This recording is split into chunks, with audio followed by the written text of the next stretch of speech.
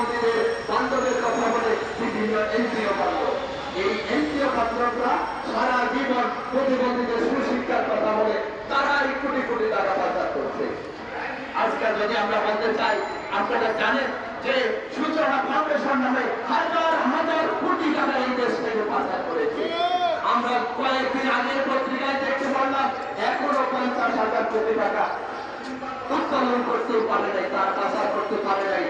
দুদকেরা এই প্রতিষ্ঠান খুঁজে পাচ্ছে না বাংলাদেশের কোন জায়গায়। তাহলে এর চেয়ে আমাদের প্রতিষ্ঠানগুলো প্রাপ্য না? তাহলে এই প্রাপ্ত প্রতিষ্ঠানগুলোকে কেন আপনারা বঞ্চিত করে রেখেছেন?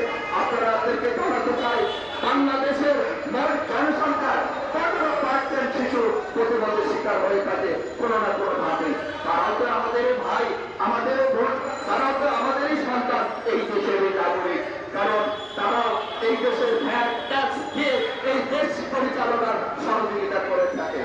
আমরা আপনাদেরকে জানাতে চাই, আমরা প্রতিবন্ধী ব্যক্তিরা প্রতি বছর 30,000 কোটি টাকা আমরা ভ্যাট ট্যাক্স দিয়ে থাকি। আমাদের ট্যাক্সের টাকা যদি আমাদেরকে এফপিও স্বীকৃতির কাজে ব্যবহার করা হয়, প্রতিবন্ধী ব্যক্তিদের সুশিক্ষার কাজে ব্যবহার করা হয়, তাদের যদি কর্মসংস্থানে ব্যবহার করা হয়, তাও তো সরকারকে টাকা দিতে হয় না? তাহলে আমাদের টাকায় দেশ চলে, আমার টাকায় সংসদ চলে, আমার টাকায় সরকার চলে, আমার টাকায় যদি সব কার্যক্রম স্বীকৃতির দ্বারা প্রতিবন্ধী শিক্ষার্থীদের দ্বারা আর আপনারা কাউকে ভোট করবেন না। আমাদের অতি দ্রুত এমপিও স্বীকৃতি দিয়ে এই সমস্ত প্রতিষ্ঠানগুলোকে সুশিক্ষায় শিক্ষিত করার পথ প্রশস্ত করবেন। অন্যথায় বাংলাদেশ কিন্তু আগামী দিনে একটি ভয়াবহ দেশে পরিণত হবে। কারণ এই 15% ব্যক্তিকে শিক্ষা থেকে বাদ দিয়ে যদি দেশের বোঝা হয়ে থাকে, তাহলে কোনো দেশ উন্নতি হতে পারে না।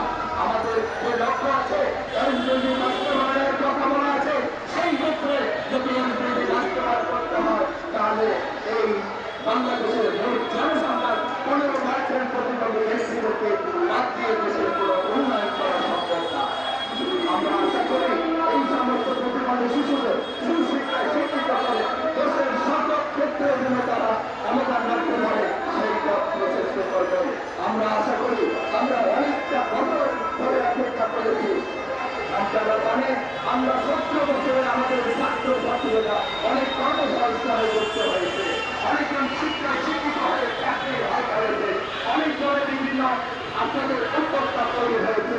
এটি আমাদের বিদ্যালয়ের একটি বড় পাওয়া এবং প্রতিবন্ধী ব্যক্তিদের জন্য সুবর্ণ সুযোগ ছিল। সেই সুযোগটি, সেই প্রাপ্তি ধ্বংস করে আপনারা কোনো ক্রমে প্রতিবন্ধী মানুষদেরকে বঞ্চিত করে রাখতে পারেন না। একটি উন্নয়নশীল দেশের প্রথম চাবিকাঠি হল সেই দেশের আগে শিক্ষা প্রতিষ্ঠান। যে দেশের প্রতিবন্ধীরা যত শিক্ষিত হবে, সেই দেশের সুবিধা বঞ্চিত ব্যক্তিরা ততই উন্নত থেকে আরো উন্নতির দিকে এগিয়ে যাবে। যদি তারা উন্নত হয়, তারা উন্নতির দিকে ধাবিত হয়, দেশ আরো উন্নত হবে।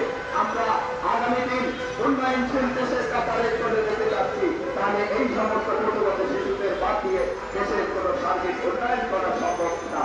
আমরা আশা রাখি খুব দ্রুত এই সমস্ত প্রতিষ্ঠানগুলোকে এমপিও স্বীকৃতি দিয়ে আমাদেরকে বাদ থেকে বিদায় করবেন। আপনাদেরকে জানাতে চাই, সরকারের আমলে 15 থেকে 17 বছর পর্যন্ত আমরা এই অবস্থান করেছি।